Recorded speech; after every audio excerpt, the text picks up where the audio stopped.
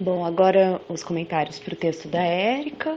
Érica, eu queria dizer que eu gostei muito de ler seu trabalho, está muito bem escrito o texto, aprendi um tanto também sobre a presença, né, japonesa no Brasil, especificamente em São Paulo, e sobre essas noções, sobre a respeito do parentesco japonês, que eu não conhecia tanto. Eu achei muito interessante como você recupera esse processo de constituição na noção de parentesco japonês no Brasil, trazendo também um pouco da história dessa migração, né, para o interior de São Paulo, sobre os conflitos vividos pela comunidade japonesa no que se refere aos casamentos, o miai, a preocupação com a manutenção dos valores culturais e familiares japoneses. Você menciona que essa intenção de dar continuidade, essa ideia de família japonesa vivendo em terras brasileiras, né, o que você fala que esse arranjo tradicional do parentesco japonês que foi aportado pelas famílias migrantes, né, do qual você fala, essa lógica do IE, a noção de pessoa ela atrelada, né, que é uma pessoa extensiva à família. Você diz que isso guardava relação com o sonho de retorno à terra natal, né? Que implicava em permanecer japonês para aceitação e reintegração à sociedade nipônica, né? Mas você não desenvolve, né, essa questão dessa perspectiva tão viva de retorno à terra natal desses primeiros imigrantes, que me parece central para a preocupação que é expressa pela comunidade japonesa em terras brasileiras de preservação da cultura e da família japonesa.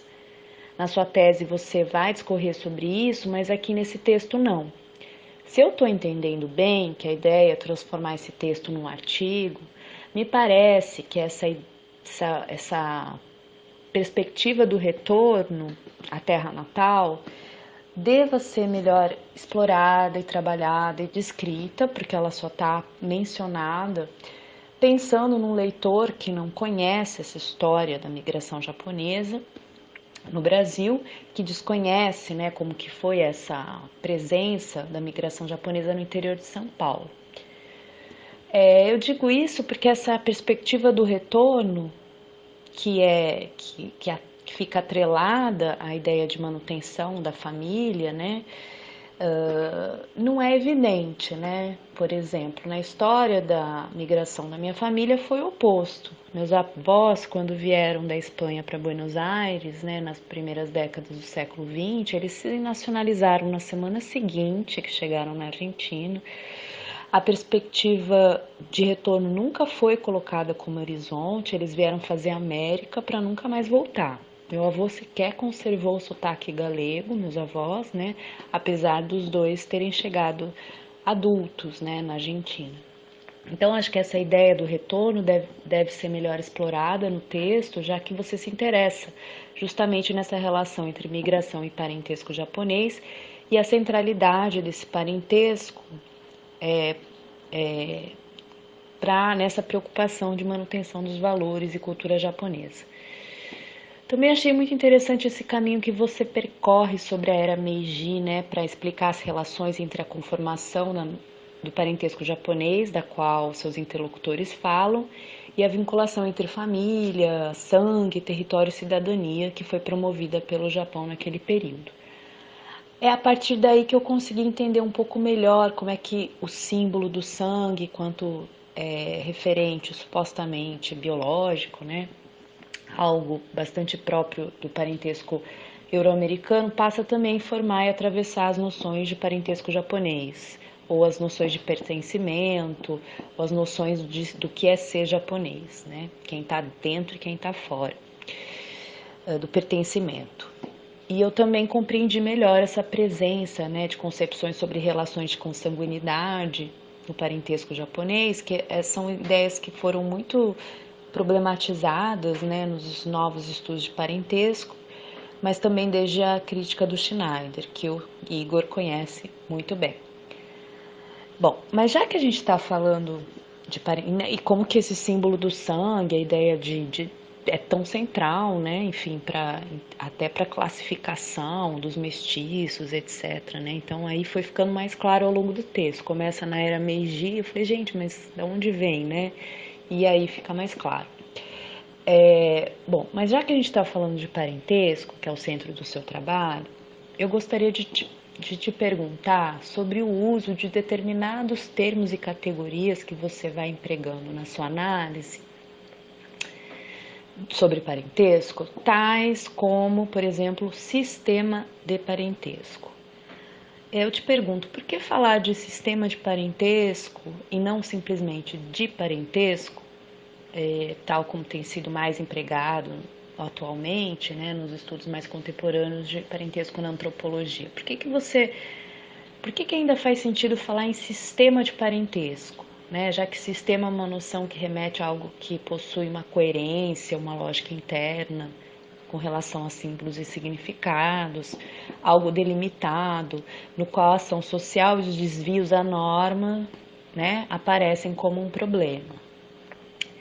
Isso eu te coloco como uma provocação, porque algo que eu estou colocando para você pensar e para você considerar ou não como objeto de reflexão.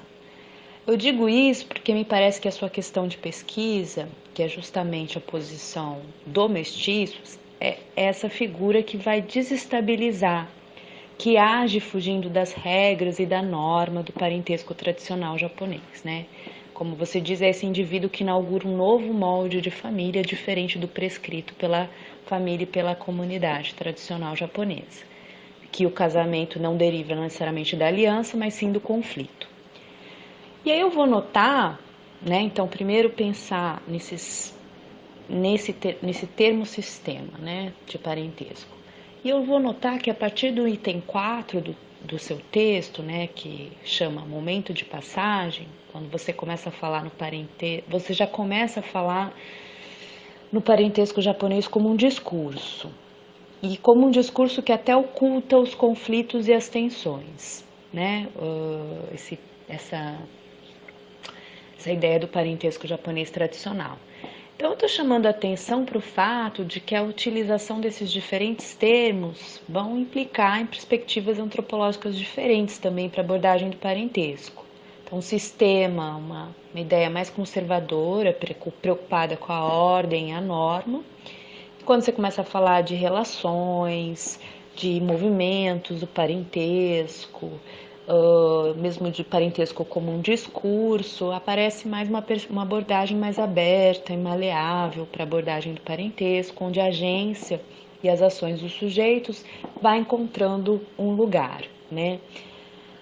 E aí eu percebo como essa passagem do emprego de uma terminologia, falando mais em sistema, para outra, né? Quando você começa a falar mais de parentesco em termos de movimento, ao longo do seu texto, também vai acompanhando a sua descrição do processo de transformação do parentesco japonês, né, no Brasil, que parte de normas mais rígidas do passado para uma ideia de família mais aberta e flexível, que se transforma, enfim, que consegue incorporar os brasileiros, né, os casamentos mistos, etc.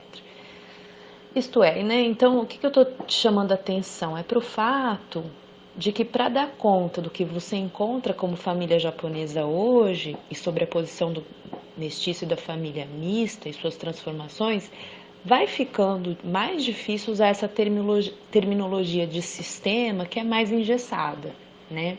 Então, um pouco eu estou colocando isso para você pensar, fazer uma reflexão primeiro das perspectivas para abordagem do parentesco e como isso tem, como seu próprio material vai exigindo uma nova, outras noções mais abertas, enfim. Então, uma coisa para pensar. Talvez até poderia ser um texto para você refletir sobre isso, escrever alguma coisa sobre isso, né? Bom, sobre aquela parte que você fala do Ainoko, né, esses filhos do amor, nossa, eu achei incrível. E eu acho que é uma parte que você vai tratar dessa relação entre memória, silêncio, interditos e trauma, né? Questões que não podem, os segredos, né? Que não podem ser ditos, né? Que são tabus, né? Na comunidade japonesa.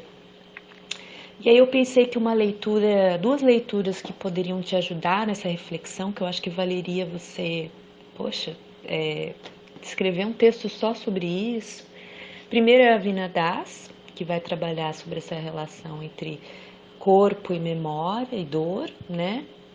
E depois a Grace Shaw, que é uma antropóloga americana, descendente de coreanos, a Grace Shaw. Ela tem um livro que chama Halting Diaspora, Shame, Secrecy and the Forgotten War. É muito interessante esse livro dela, porque ela vai trabalhar, a mãe dela, ela é fruto, né, de um casamento entre um americano, soldado americano que lutou, passou a moto, que lutou na Guerra da Coreia com uma coreana, e aí esses casamentos entre coreanas e soldados norte-americanos que depois vão morar nos Estados Unidos, esses casais têm um tabu muito grande, porque muitas dessas mulheres eram prostitutas, né? Prestavam serviços sexuais para os soldados, então tem esse segredo, ela própria é fruto de uma união dessa, e ela vai discutir esses silêncios, a dimensão do segredo, né? Inclusive um dos termos que está no título do livro dela é segredo, vergonha e a guerra esquecida. Então, para você problematizar um pouco, te inspirar para trabalhar com a ideia do Ainoko, essa memória silenciada, né? Enfim, que ela perpassa através dos interditos, eu acho muito interessante esse trabalho da Grace Shaw, acho que vale a pena você dar uma olhada. Também achei interessantíssima a relação que você fala sobre corpo, gesto e saberes, como dimensões para quantificar e classificar o mestiço, todos esses cálculos de porcentagem de sangue japonês que determinam, que são uma questão para pensar quando que terminaria ou não o pertencimento e a descendência japonesa, né? Então, e eu fiquei pensando, eu acho que o Igor também me colocou esse texto seu para eu comentar, porque, enfim, eu tenho isso na minha família, né? Só para te dizer, Érica, das minhas únicas 3 primas que eu tenho, todas nascidas na Argentina, 2 delas são Sansei, né? Então, elas são fruto do casamento de um nipodescendente com uma não nipodescendente, que era a irmã do meu pai. E uma dessas minhas primas, e todas são naturalizadas americanas, tá? As 3. Uma delas se casou com um judeu norte-americano.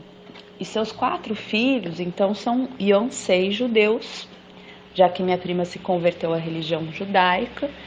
E é muito interessante ver essas crianças, 2 das quais têm traços bastante nipônicos, apesar dos olhos azuis, usando kippah, tá? Aquele chapeuzinho judeu e tal, na cabeça. E a minha filha, né, que é a Nina Sanju Girata, é também uma Yonsei totalmente loira. O meu sogro, né, assim como os 2 irmãos dele, todos eles se casaram com brasileiras.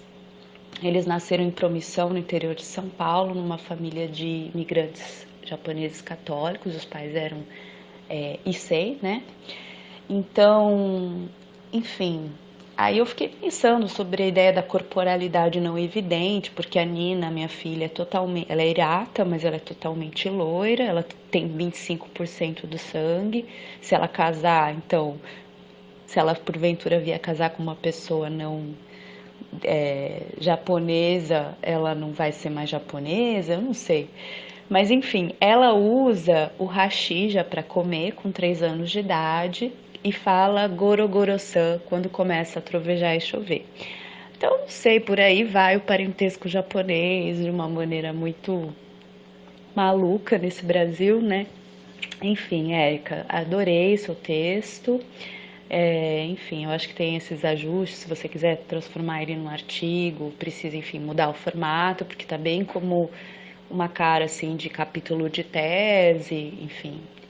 Mas está muito legal, gostei muito do trabalho. Parabéns.